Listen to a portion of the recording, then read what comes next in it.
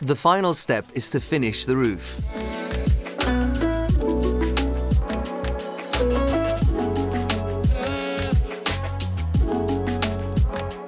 First, apply the finishing strips to the roof edge profile, then heat seal them to the upstand.